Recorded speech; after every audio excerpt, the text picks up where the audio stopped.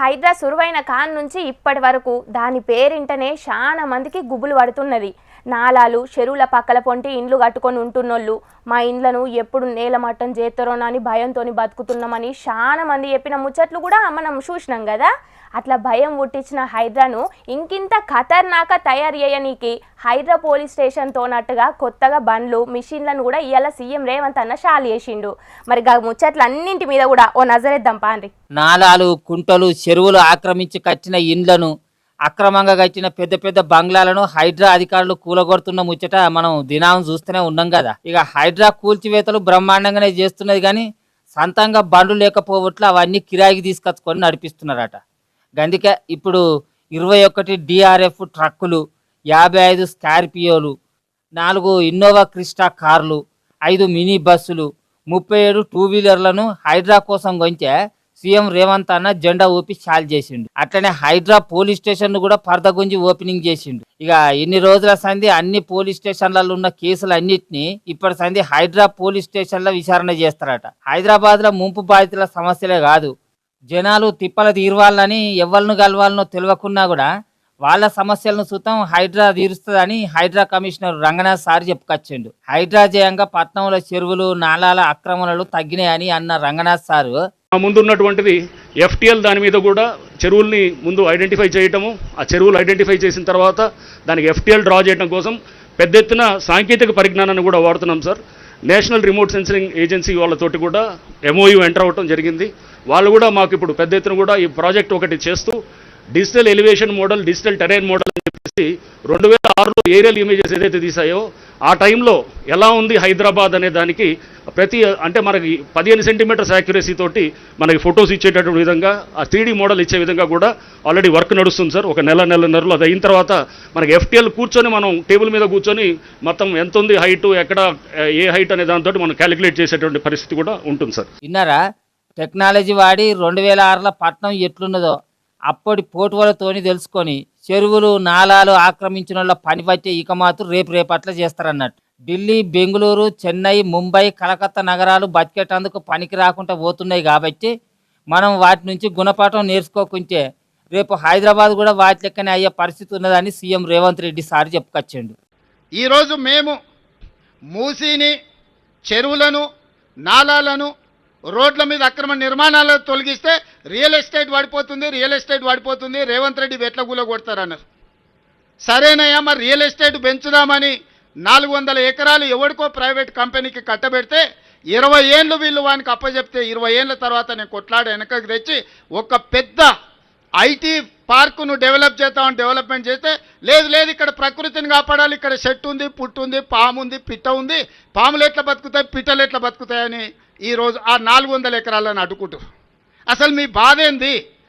చెరువులను కాపాడి మూసి ప్రక్షాళన చేసి నాలాల ఆక్రమణలు తొలగించి రోడ్లను తొలగిస్తే ప్రకృతిని కాపాడినట్టు కదా, ఈ నగరాన్ని సుందరీకరించినట్టు కదా.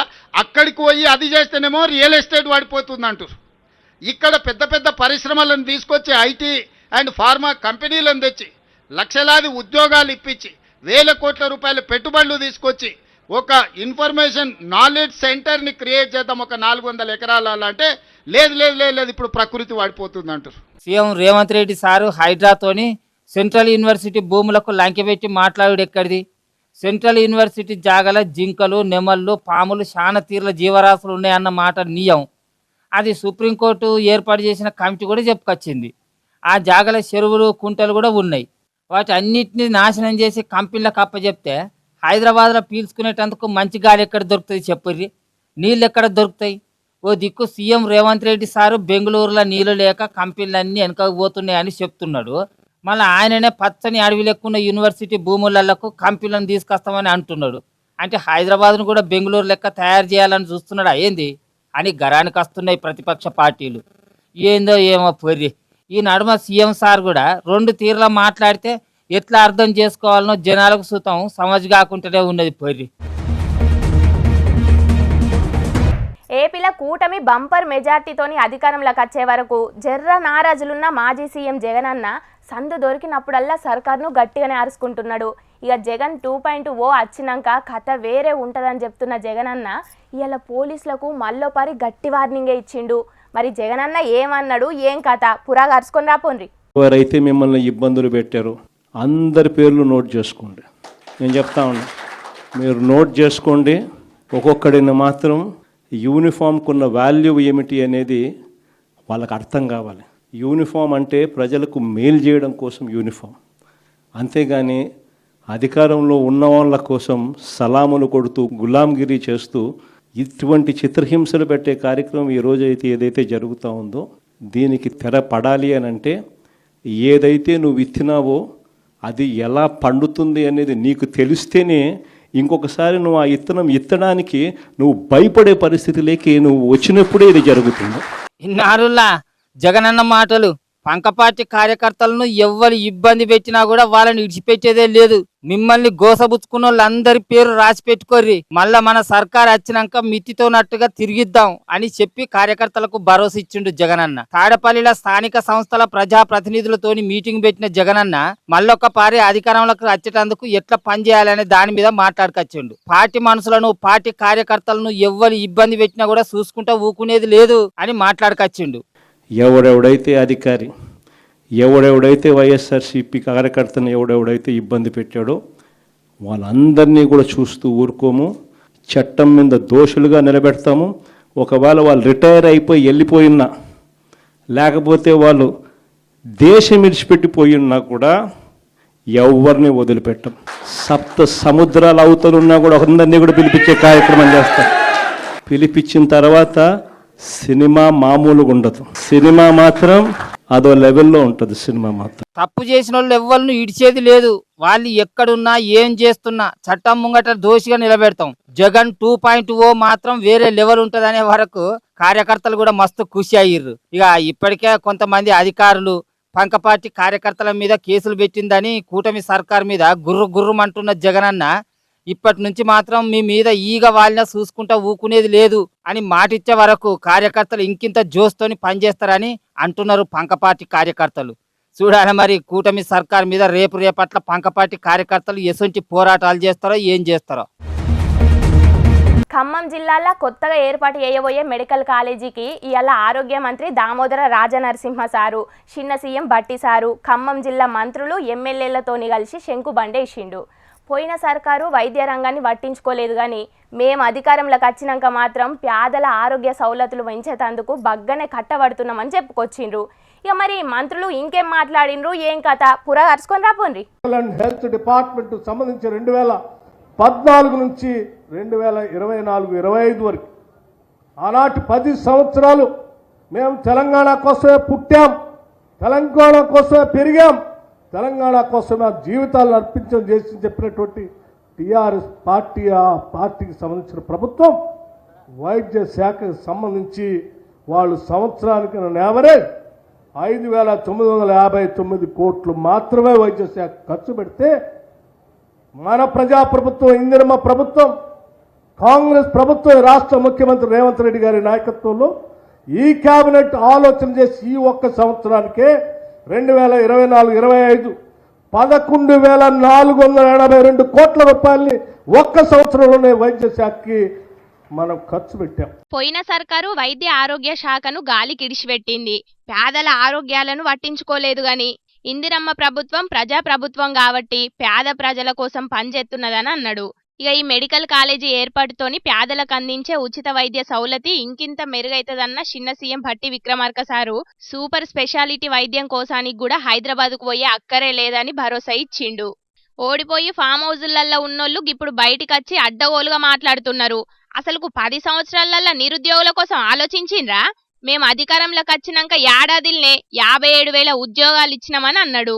ఇక రాష్ట్రంలో ఉన్న మెడికల్ కాలేజీల ముచ్చట్ల గిట్లా మాట్లాడిండు. ఈ మెడికల్ కాలేజ్తో ఈరోజు రాష్ట్రంలో ఉన్న అన్ని జిల్లాలకి నూతనంగా మెడికల్ కాలేజీలు, అన్ని జిల్లాలకి ప్రతి జిల్లాకు ఒక కళాశాలైనా వచ్చేటట్టుగా ఈ రాష్ట్ర ప్రభుత్వం చేసిందని సంతోషంగా చెప్తూ భట్టి సారు గిట్లా మాట్లాడే వరకు కారు పార్టీ లీడర్లు బగ్గనే గరానికి అత్తున్నారు. సెంటర్ సర్కారు మాకు పైసా సాయం చేయకున్నా అన్ని జిల్లాలల్లా మెడికల్ కాలేజీలు నర్సింగ్ కాలేజీలు కట్టే పని బీఆర్ఎస్ సర్కారే ముంగటేసుకున్నది. కొన్ని జిల్లాలల్లా పర్మిషన్లు వచ్చినా పనులు చేయలేదు గాని శానా జిల్లాలల్లా కాలేజీలను మేమే కట్టినాం. అవిట్లల్లా శానా మంది పేదలు వైద్య విద్య కూడా చదువుకుంటున్నారు. ఇప్పుడు డిప్యూటీ సీఎం హోదాలుండి చెయ్యని పనులు కూడా చేసినామని చెప్పుకునేటందుకు కొంచెమన్నా ఉండాలే అని బగ్గనే ఫైర్ అవుతున్నారు. సొమ్మొకల్దైతే సోకొకల్ది అన్నట్టే ఉన్నది కాంగ్రెస్ పార్టీ లీడర్ల పనితనం అని ఎడ్డిస్తున్నారు కారు పార్టీ లీడర్లు. చూడాలే మరి దీని మీద షెయి పార్టీ నాయకులు ఏమంటారో. పేదలకు కార్మికులకు రైతులకు ఎవ్వరికి ఏం తక్లీఫ్ వచ్చినా కానీ ముందుగాల వాళ్ళ దగ్గరికి వచ్చేది వాళ్లకు న్యాయం జరగాలని పోరాటం చేసేది ఎర్రన్నలే. ఇదివరకు ఎర్ర జెండా పార్టీ నాయకులు పేదల కోసం బగ్గనే పనిచేసేది కానీ ఈ నడుమ వాళ్ళ పోరాటాలు కూడా తక్కువ అయినాయి.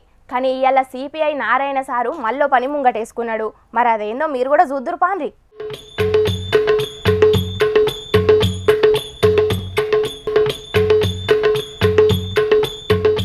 రంగారెడ్డి జిల్లా అబ్దుల్లాపూర్ మెట్టు మండలం రావి నారాయణ రెడ్డి కాలనీ ఫేజ్ 3లా అగ్ని ప్రమాదం జరిగి గుడిసెలు కాలిపోయి ఎటుగాని ఏ కాకులైన పేదల తిప్పలను నారాయణ సారార్చుకున్నాడు. మంటల్లా అన్ని గాలిపోయి సర్వస్వం బుగ్గిపాలయ్యే వరకు వాళ్ళ బాధలు చెప్పవశం కాకుంటున్నాయి. ఇటు సర్కార్ సుతం వాళ్ళను పట్టించుకోకపోయే వరకు నారాయణ సారు దాతల సాయంతోని బకెట్లు దుప్పట్లు తువ్వాళ్లను బాధితులకు వంచిపెట్టింది. ఇయాల అటెన్కాల ఆడ మాట్లాడుకుంటా ఇండ్లు కలిపాక వెంటనే ఎంఆర్ఓ వచ్చి వాళ్ళకి ఇవ్వాల్సినటువంటి 6,000 ఎంత ఉంటుంది బియ్యం అది ఇచ్చేసేయాలి. అన్ని చోట్ల మేము చేసేది ఏంటంటే కాలిపోయిన వెంటనే 24 గంటల లోపల ఇచ్చేస్తారు. మరి ఇక్కడ 24 గంటలు కదా వారం పైన అయిపోయిన వరకు స్లిప్పులు బాగా చూసుకున్నారు కానీ ఇంకా ఇవ్వాలి. అది తక్షణం సహాయం చేయమంటాం.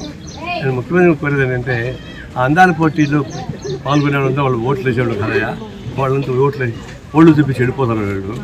ఓట్లు వేసేవాళ్ళు వీళ్ళు, మరి వీళ్ళ మీద దృష్టి పెట్టండి. కనీసం అందాల పోటీ సాధించే లోపల ఇప్పుడున్న గుడిసెవాసులకు అందరికీ సహాయం చేయడానికి ముఖ్యమంత్రి ప్రయత్నం చేయమని చెప్పేసి. ప్రమాదం జరిగిన ఎంబటనే బాధితులను ఆదుకోవాల్సిన సర్కారు ఇప్పటి వరకు వాళ్ళకి ఏం సాయం చేయలేదని గరానికచ్చిండు. అందాల పోటీల మీద శ్రద్ధ పెడుతున్న ప్రభుత్వం ఇక్కడి ప్రజలు పడుతున్న తిప్పలు మాత్రం పట్టించుకుంటలేదని ఫైర్ అయిండు. ఇప్పటికైనా మీకు ఓట్లేసి మిమ్మల్ని గెలిపించిన పేదలను ఆదుకోవాలని డిమాండ్ చేసిండు. ఇక వడ్లు దడిచి నష్టపోతున్న రైతుల గురించి అధికారులతోని రివ్యూ మీటింగ్ పెడతలేడు గాని అందాల పోటీల గురించి మాత్రం ముఖ్యమంత్రి 3 మాటల మీటింగులు పెట్టిండని అటు రైతులు కూడా కోపం మీదనే ఉన్నారు. చూడాలే మరి దీని మీద సర్కారు పెద్దలు ఏం చేస్తారో.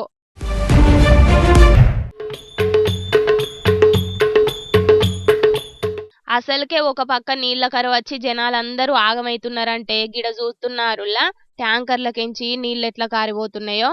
ఆగో చిన్నగా ఒక పెద్ద నీళ్ల మడుగే తయారైంది కదా. పార్వతీపురం మన్యం జిల్లా పాలకొండ నగర పంచాయతీ ఆఫీస్ ముంగటగానొచ్చింది ఇది. మరి ట్యాంకులకు వెల్డింగ్ టాకాలు కొట్టనీకి పంచాయతీ ఆఫీసుల పైసలు లేవో లేకపోతే కారిపోంగా మిగిలిన నీళ్లే జనాలకు సప్లై చేద్దాం అనుకున్నారో ఏందో గాని నీళ్లను ఉత్తిగానే నేల పాలు చేసిండ్రు గిట్లా. మళ్ళా గివేవో అవసరాలకు వాడుకునే నీళ్లు కూడా కాదట, తాగే మంచి నీళ్లే. ఆగో చూస్తున్నారు కదా, గీనైతే ఏకంగా మంచిగా కాళ్ళు చేతులు ఎట్లా గడుగుతున్నాడో. కాళ్ళు చేతులు ఏందన్నా సబ్బు తువాల తెచ్చుకుంటే మంచిగా గీన్నే తానాలు కూడా వేసి పోయేటోనివి కదనే. ఇక ట్యాంకులకెంచి కారే నీళ్ల చల్లదనానికి ఆవులు కూడా మంచిగా గిన్నె వండుకున్నాయి కదా. నీటి కట్టాలున్న జాగల జనాలు తనలాడుతుంటే మున్సిపాలిటోళ్ళేమో గీతిరిగా నీళ్లను వేస్ట్ చేస్తున్నారని గరమైతున్నారు ఆడున్న పబ్లిక్ కు. ఏడాది కాగానే ఇండ్ల పన్నులు నల్ల పన్నులని ఇండ్లన్నీ తిరుక్కుంటే పైసలు మంచిగానే వసూలు చేస్తున్నారు గాని కనీసం నీళ్ల ట్యాంకర్లకు మరమ్మతులు కూడా చేత్తలేరంటే ఆడున్న ఆఫీసర్లు ఎంత పనివంతులో అర్థమైతున్నదని గరమైతున్నారు ఈ ముచ్చట ఎరకైన కొందరు పబ్లిక్ కు. ఇక ఎప్పట్లెక్కనే ఇవాళ మల్లో మల్క తిరుపతి ఎంకన్న స్వామి గుడి మీదికెంచి గాలి మోటార్ పోయే వరకు భక్తులందరూ మస్తు పరిశాన్ అవుతున్నారు. ఆగమ శాస్త్రం నియమం ప్రకారం దేవుని గుడి మీదికెంచి ఎసొంటి విమానాలు పోవద్దట. కానీ సెంటర్ సర్కారోళ్ళు తిరుమలలో ఎసొంటి నో ఫ్లయింగ్ జోన్ రూల్ పెట్టలేదు కాబట్టికే గప్పుడప్పుడు గిట్లనే గుడి మీద చక్కర్లు కొట్టుకుంటే తిరుగుతున్నాయి గాలి మోటార్లు. ఇప్పటికే అటు జమ్మూ కాశ్మీర్లో ఉగ్రదాడి చేయబట్టి తిరుమలలో కూడా భారీ బందోబస్తు ఏర్పాటు చేసిండ్రు సర్కారోళ్ళు. గీ టైంలో గాలి మోటార్లు గుడి మీదికెంచి పోయే వరకు ఆడున్న భక్తులు కూడా మస్తు గుబులు పడ్డారట. అయితే గాలి మోటార్లు తిరగకుండా ఇప్పటికన్నా టీటీడోళ్లు కేంద్ర సర్కారులతోని మాట్లాడి తిరుమలను నో ఫ్లయింగ్ జోన్ గా ప్రకటించాలని డిమాండ్ చేస్తున్నారు భక్తులందరూ. ఎట్లాగూ కేంద్ర విమానాయ మంత్రిగా రామ్మోహన్ నాయుడు సారే ఉండే. ఈ ముచ్చట మీద బీజేపీ పెద్ద లీడర్లతోని మాట్లాడితే మంచిగుండు. తిరుమలను నో ఫ్లయింగ్ జోన్ గా ప్రకటిస్తే ఎసొంటి గాలి మోటార్లు గుడి మీదికెంచి ఓకుంటైతే అని అనవట్టిండ్రు గీ ముచ్చటెరికైన భక్తులు. చూడాలే మరి కనీసం గిప్పటికన్నా కూటమి సర్కారోళ్ళు కేంద్ర సర్కారోళ్ళతోని మాట్లాడి గీ ముచ్చట మీదేమన్నా ఆలోచన చేస్తారో లేదో. ఇప్పటికే ఆపరేషన్ సింధూర్ పేరు మీద పాకిస్తాన్ల ఉగ్రవాదులను మొత్తం ఏరి పారెత్తున్నారు కదా ఆర్మోళ్ళు. ఇక ఆర్మోళ్ళు చేసే యుద్ధానికి ప్రతి భారతీయుడు గర్వపడుతున్నాడు. జాతీయ జెండాలతోని రోడ్ల మీదకెంచి బాంబులు వేల్చుకుంటా సంబరాలు చేసుకుంటున్నారు దేశంలో ఉన్న పబ్లిక్ అందరూ. ఇక అట్లనే దేశం మీదున్న పాయరాన్ని చూపెట్టుకోనీకి గిడొక అన్న ఏం చేసిండో చూడుండ్రి.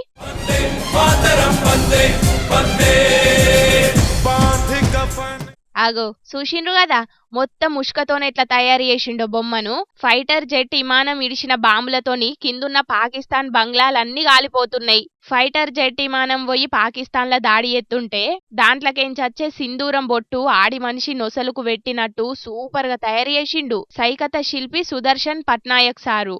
ఇక బొమ్మ కింద భారత్ మాతాకి జై న్యాయం జరిగిందని రాసుకొచ్చిండు. ఈ వీడియో సోషల్ మీడియాలో పోస్ట్ చేసే వరకు మస్తుగా తారీఫ్ ఎత్తున్నారు అందరూ అన్నను. కానీ నిజమే కదనుల్లా ఉత్తిగా అన్నం పున్నం ఎరగని 26 మంది అమాయకులను పొట్టన పెట్టుకున్న ఉగ్రవాదులకు ఇది జరగాల్సిందేనుల్లా. హా పబ్లిక్ తెచ్చిన కడికి ముచ్చట్లన్నీ చెప్పేసిన ఎట్లున్నాయుల్లా మస్తు మస్తుగున్నాయిలే. ఇక ఇవుల్లా తాజా పంట సమర్పించు ఎల్టీ జోర్దార్ వార్తలు. మళ్ళొచ్చే జోర్దార్ వార్తలల్లా మస్తు జోర్దార్గా అందరం కలుసుకుందాం. అప్పటిదాకా చూస్తూనే ఉండండి హెచ్ఎం టీవీ.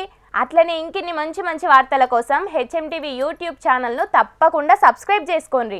గిసొంటి ముచ్చట్లు ఆడ మస్తు ఉంటాయుల్లా. అన్ని ముచ్చట్లు మీ దాకా చేరాలంటే తప్పకుండా గంట కొట్టుండ్రి, లైక్ చేయండి. ఈ ముచ్చట్లను మీ దోస్తులందరికీ షేర్ చేయండి. ఏమంటున్నాం? సరే మరి ఉంటా. టాటా, నమస్తే.